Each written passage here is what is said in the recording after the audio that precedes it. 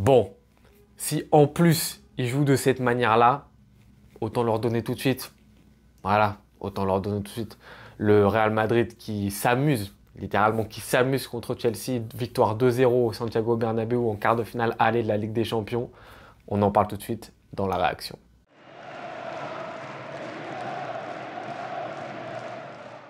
Que dire, 10 minutes, les 10 premières minutes, voilà ce qu'a laissé le Real Madrid à Chelsea ce soir. Les 10 premières minutes durant lesquelles Chelsea arrive sur quelques contre-attaques, quelques phases de transition à instaurer un peu de doute. On se dit, ah tiens, là-dessus, ça peut être intéressant, Chelsea qui peut ennuyer le Real Madrid là-dessus. Mais c'est tout, voilà. Sinon, fin du match très très rapidement après le premier but du Real Madrid. Et le Real Madrid qui a rien laissé à Chelsea, qui... Vraiment, ça fait très longtemps que j'ai pas vu le Real Madrid aussi loin dans la compétition, être autant proactif dans un quart de finale de Ligue des Champions. C'est-à-dire que là, le Real Madrid a donné le tempo du match de la 10e minute à la 95e minute. Et c'est eux qui ont décidé de tout. C'était affolant. La manière dont ils ont joué, c'était parfait. Soirée royale pour le Real Madrid. Franchement, ça fait peur parce que là, niveau pressing, intensité, waouh!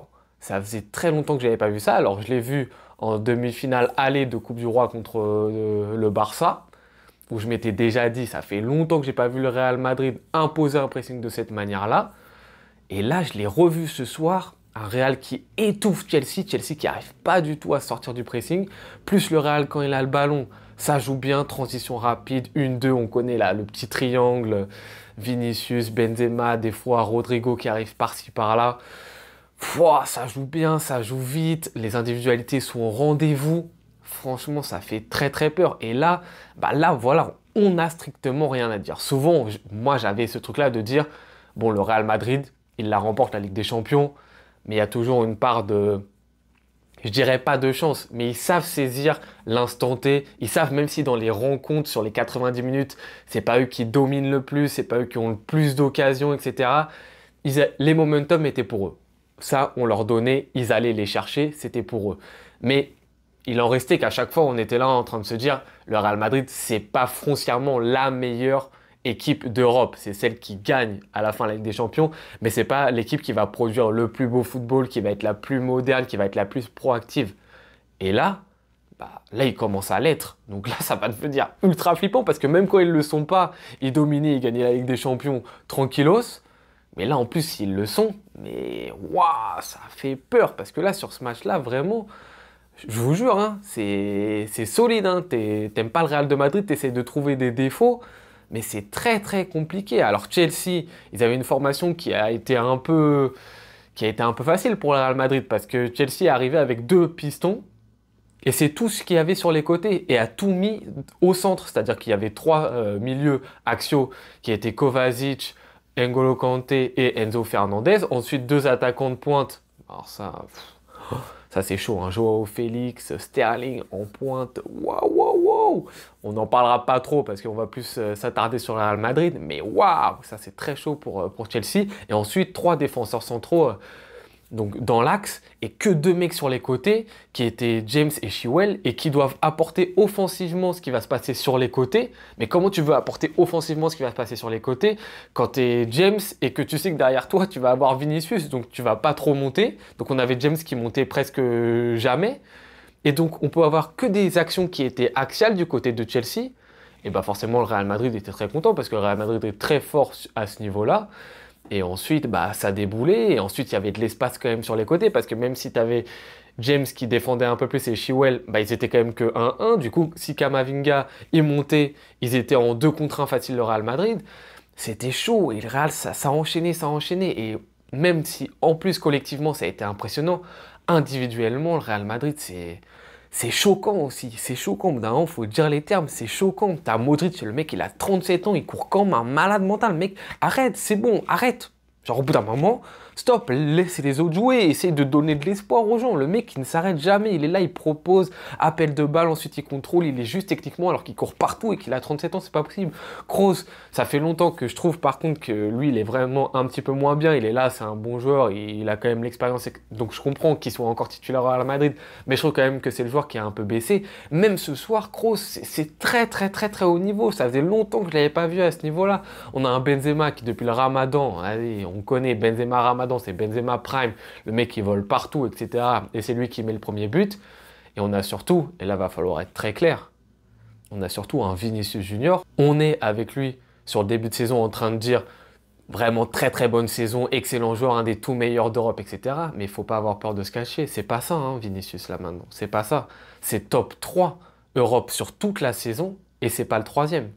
C'est top 3 sur toute la saison et c'est pas le troisième, Vinicius. C'est grave le niveau de ce joueur qui arrive à faire ce qu'il fait individuellement depuis le début de saison, c'est-à-dire manger son concurrent adverse direct, qui donne de la peur à son adversaire dès qu'il touche le ballon, qui passe, qui est bon collectivement, qui est bon devant le but. Là, le 1-0, c'est quand même lui, grâce à son appel, qui va te le chercher en mettant son pied devant Fofana. Il est décisif dans les gros matchs. Et en plus de ça, il le fait après une saison qui était la saison dernière, où il a été très bon. Donc souvent, les deuxièmes saisons comme ça, quand tu es plus attendu, quand les défenseurs en face de toi, ils savent comment tu joues, ils connaissent ton jeu, bah forcément, au niveau statistique, tu es moins là, tu es moins bon, tu passes moins en 1 contre 1. Et bah lui, limite, il est meilleur. Tout comme le Real de Madrid, lui, il est meilleur que la saison dernière. Il passe encore plus, il est aussi décisif que l'année dernière, si ce n'est plus décisif que l'année dernière encore. Donc c'est très grave ce qu'il est en train de faire. C'est très grave pour le foot, parce que là, c'est affolant. Et franchement, c'est top 3 Europe, et c'est pas le troisième, parce que dites-moi en commentaire qui vous voyez au-dessus depuis le début de la saison. C'est très compliqué. C'est très compliqué. Et si ça va loin en Ligue des Champions, encore plus loin que ça pour le Real Madrid, Vinicius, ça va être, pour la bataille Ballon d'Or, ça va être très tendu. Alors, il y a eu la Coupe du Monde, donc c'est chaud, mais sinon, ça aurait été très tendu. Donc voilà, Real Madrid, c'est bon dans le jeu, c'est bon dans les individualités. C'est bon, c'est même pas bon, c'est extraordinaire, c'est un stade énorme. Ensuite, tu as la mentalité, toujours là. En plus, au Santiago Bernabéu, c'est encore plus perceptible, c'est que tu es sur une équipe, tu as l'impression qu'il va rien leur arriver, les mecs. Ils sont trop forts mentalement, ils sont tranquilles, ils rigolent, ils sont là, ils sont sérieux, ils sont durs. Tu sais, les joueurs du Real Madrid, tu les vois, tu as l'impression qu'ils sont durs, qu'ils sont physiques, qu'ils sont intenses en fait, dans ces grands moments-là. Hein. Parce que quand tu les vois en Liga, tu as l'impression que des fois que c'est pas les mêmes joueurs. Mais dans ces grands moments-là, Ligue des Champions, tu compares par exemple avec un FC Barcelone. FC Barcelone, ça peut bien jouer, c'est du football léché, etc. Ça se trouve sur les petits espaces, etc. Ça peut être fluide, c'est un peu aquatique comme football. Real Madrid, c'est dur, les joueurs ils sont solides, c'est des rocs, ils laissent rien passer. Tu te dis, pour le passer lui en 1 contre 1, quand tu es sur un défenseur du Real Madrid, tu te dis, oh, ça va être dur. Quand tu vois un attaquant du Real Madrid arriver sur toi, tu te dis, oh, ça va être dur. En fait, c'est que ça, c'est que ça va être dur, ça va être dur. Et eux, ils sont tranquilles, ils sont sereins niveau mental, ça continue. Ancelotti qui fait rentrer Asensio qui fait 25 minutes de folie derrière et qui te met un but. Tout va bien en fait. Il n'y a pas de problème, ça continue, tout va bien. Et encore une fois, je me répète, si les années précédentes, des fois quand ils avaient fait le triplé en Ligue des Champions, on pouvait dire le Real Madrid, c'est peut-être pas la meilleure équipe d'Europe, etc. Je veux dire, sur le terrain, comprenez-moi bien les supporters du Real Madrid.